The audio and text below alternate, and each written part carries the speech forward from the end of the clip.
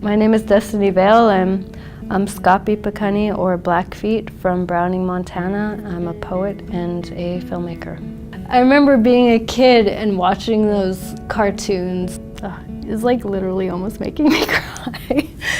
They all had those cartoon war clubs or tomahawks. They were this real kitschy style in the cartoon. And they all had like the same Indian man face with the same style of war bonnet. The Indian people in those cartoons were always stupid, war hungry, and they were always in cartoons. This is in cartoons. They were always worthy of dying. They would get killed. There's the one of Bugs Bunny. He's shooting Indians who are coming at him in this fort setup, and then he has a little tally board on the side, and he's singing like 1 little, 2 little, 3 little Indians, shooting again, and like 4 little, 5 little, 6 little Indians, tallying them up as he's doing. And I just remember as a kid just hating that. I just really hated that. The movie Pocahontas came out when I was 14. I just remember like reading articles leading up to it that were talking about how the real story is not the Disney portrayal for sure, but it's also not like the common American idea of what that story is. You know, she was 11 to 13-year-old girl. She never actually had a relationship with John Smith. He wrote down this story. Something like 20 years later, you know, like a weirdly sexual story about this little girl that you just made up. There were like 2 different articles in this paper, but they were written by people who were from her tribe and who kind of knew more of the history and stuff. I think now it's a little more known, but it's definitely not common knowledge. I just was disgusted by the idea of this movie and by the idea of them romanticizing this story. Anyway, we're at Disneyland and my mom is trying to get me to go to the Pocahontas area. They had a special area set up that year. Like, I got into an argument with her. It was like, I'm not going. I don't want to. And that was a big realization moment in my life. It really gets to me when people are like, oh, Pocahontas, and thinking it's a compliment. Oh, can I touch your hair? Like, Pocahontas. Yeah, people, I can't count the number of times I've been called Pocahontas. It's kind of, you know what it is? It's a real illustration of what racism does. And I'm always trying to tell this to people. It's not about, people try to come up with, oh, you're offended, and like as though being offended is a bad thing, first of all, but they try to reduce it down to like, oh, it's just your feelings or whatnot.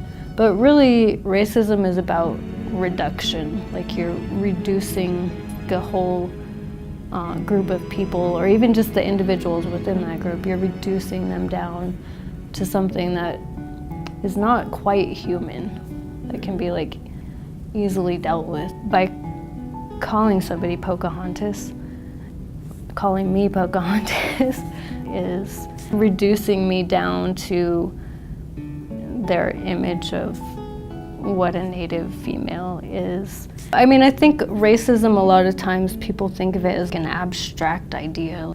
It really affects people's personal lives and personal happiness. I'm Jason Forges, and I'm a member of the Montana community. I'm the AmeriCorps senior leader, so I help develop, train, and support the other leaders in the state of Montana. So for Martin Luther King Day, I had this activity that I came up with, inequalities through coloring. And the whole idea was you go in the classroom, and we have like different pictures of different leaders besides Martin Luther King that were activists. And we asked the kids, hey, we want you to pick 4 crayons, pick whatever 3 you want. One of them has to be black, and we want you to color the picture as best as you can. I'll pick 5 randomly. I'm like, hey, can you put those 3 crayons away and keep black? One boy, like, he was crying because he was just so pissed and upset that he couldn't use any other color but black. The whole purpose of me doing that activity is showing that inequalities is a feeling. It's not like, oh, okay, I'm this color, so these come with me. It's like, no, feeling unequal is a feeling And if people can understand that feeling, if you're not in that space or you're usually not on the other side of it, then it kind of gives you some insight or maybe a little compassion when it goes to judging other people that you don't know about. I mean, I came to Montana ultimately because I want to be uncomfortable. I am numb to that feeling in certain spaces that I go into. For example, if I go to like a grocery store outside of what it can be in Missoula or even in Montana, like I just feel those stares at me. And I don't know if you ever watched the movie Get Out. So that's like exactly where like I feel like when I see those things. And I remember just seeing it in the movie theaters, and I think I was probably the only black person in the movie theater, and I just seen like the reaction on what was going on, and I was laughing because I'm like, that's exactly how I feel. But then, yeah, in the room, I'm like, oh yeah, knowing like you can get an idea, but it's like that's like day to day for me. But when it comes to like progression in my life, I just know that's the only way I can progress is by being uncomfortable, because it's a situation I've never done before, or yeah, I don't know how to go about that, so that brings discomfort. How I function is like understanding different perspectives and knowing that my perspective is not always right, and it's always important for me to test those perspectives. So if I have an idea and I'm like, okay, well, I think these people act this type of way, and I create this type of perspective, well then I think it's important for me to go in that space and kind of see if that's actually what's there, or am I just saying that just to say it based off no information that I can really say, oh yeah, that's exactly how these people act, type of thing. Like the training I do is like difficult conversations, and what I always talk about is you have to get to the root of the problem. And for me, I just think that that's something that can be done in a community level. I think this film can open doors or like bring out curiosity in that, but I think that's just the start of it. Ultimately, you're supposed to say, okay, I'm curious now, but now how do I entertain that curiosity, or what am I doing after I watch this video or watch something that I don't know anything about?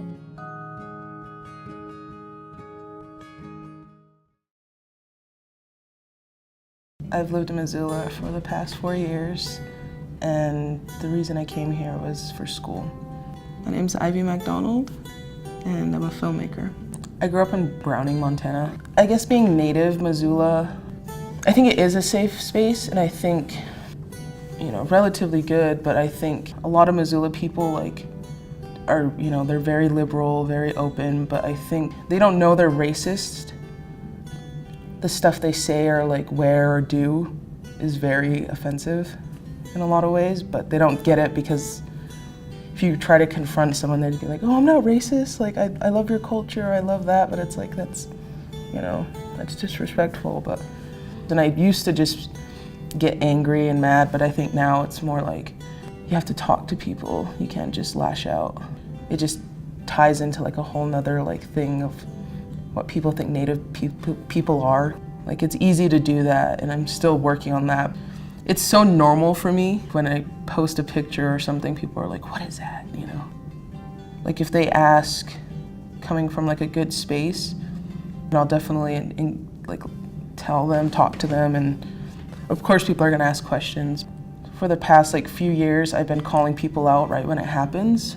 I had my face painted once and I came back from Browning, and this girl, she's like a friend of mine, but she looks at me and she's just like, got your war paint on, huh?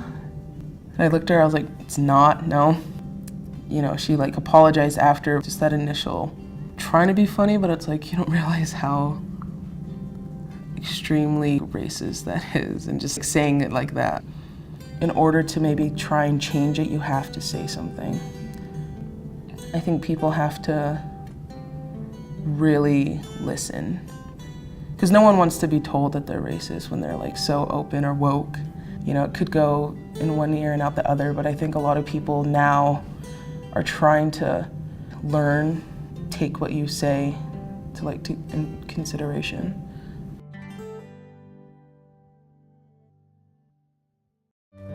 People touch my hair on like a daily basis. I think it's such a personal thing. I feel like I don't have the power to say no.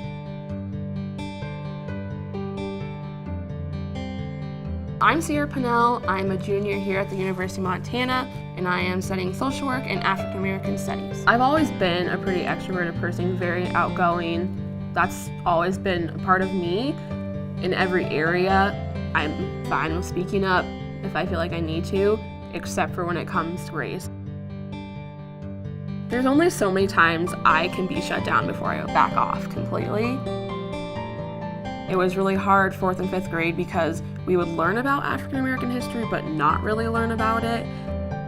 Everybody would do that thing where they kind of would stare at me but try not to stare at me. And that was when I first, realized that I was Black. And I felt so alone in my experiences. And also just being labeled as Black was really hard just because my mom is white. And so I know that I'm mixed. I guess I've always just had a really big identity crisis, not knowing who I am or feeling like I had to be white and not having any Black figures other than my dad in my life. This is so sad, but I used to think, I wish that I wasn't Black. This sucks. I feel like I'm white and I wish that I was white. And that breaks my heart now. I feel like I stand on the shoulders of so many people who died and fought for my rights that I have now, and wanting to have no association with that is so difficult for me to think that I thought. I really wanted to talk about discrimination because I think it's something that, especially in Missoula, people don't think happens here, but it does, and giving awareness to it I think is important. My name is Lenata Peppers. I am Epsalaga and Tsitsista. I am from the Whistling Water Clan in eastern Montana. I'm a mother of 6 and a student at the University of Montana. And I'm a writer, filmmaker, and artist. Identity is really important, and the reason why I introduce myself the way that I am is because it opens a doorway to being able to talk about these things with other people. The more that you talk about race, the more sophisticated the language that you have personally is going to become. So when I say that I am Northern Cheyenne or Tsitsista and Epsalaga and that this is the place where I come from, it actually opens the door to people that I meet, whether they're Anglo or they're from another tribe or they're from another country, and they want to know more about it and they want to ask me questions about that. And I think that's amazing because it allows me to be able to talk more about this thing that people are afraid to talk about.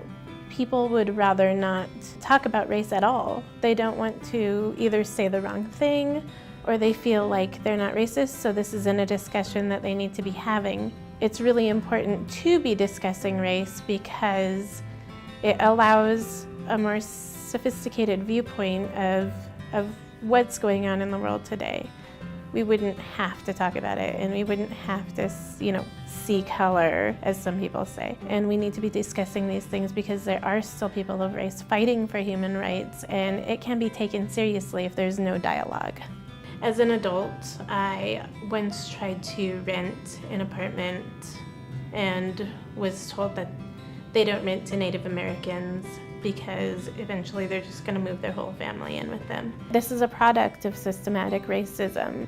The reason why I'm so open when people want to talk to me about something like this is because I want my children to be able to see that you can be openly talking about something like this. I want them to be able to have dialogues about race and their feelings about race because they're valid, even if, by seeing me talk about it and seeing me be open about it, they're going to be able to be much more open about it and more sophisticated in their dialogue about it in the future. Having grown up on a border town, there were a lot of people who didn't even realize that in the border town that there were people who were racist against the reservation.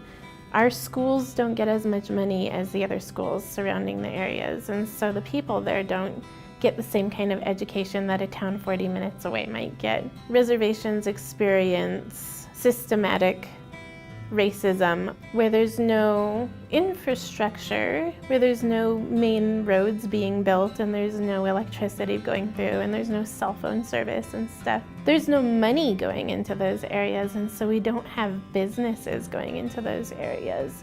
So people don't have access to things like basic food and good health care because we're not seeing those kind of things go onto reservations. So I think the first step is really just being aware of your surroundings and knowing that this is a problem everywhere, that this is going on. By not doing anything about it at all, you're allowing it to happen. And there are organizations out there that do confront these kind of issues. I eventually became heavily involved in joining the conversation about race, and it is one of my biggest platforms now as an activist.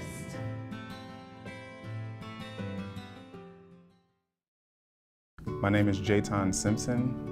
I'm a local community member here in the great last place of Missoula, Montana. Missoula has an opportunity to welcome everyone. And I say that specifically has an opportunity to welcome because there are many groups here in Missoula that you can find your niche, even if it is a small select group. Now, of course, there are people out there who do not like other groups and other people.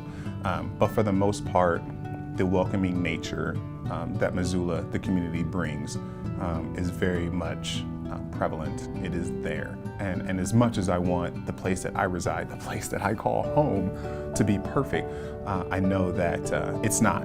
And I try to combat that by first looking at myself and making sure that I'm doing the things that I would expect others to do. So I expect myself to make sure that if I'm not making a person or another group feel welcome, then I'm analyzing that and finding out why. When I think about racism, discrimination, first thing I want to share is how I look at myself in those situations. I am 6'5", 250-pound minority here in Missoula that arguably walking around looking like I could go play football on some professional level because of my stature. And discrimination happens so quickly when you're not smiling, you're standing there in close proximity to a smaller person. They look around you or people who don't engage you. And that's a very small, subtle point of discrimination that I experience on a consistent basis.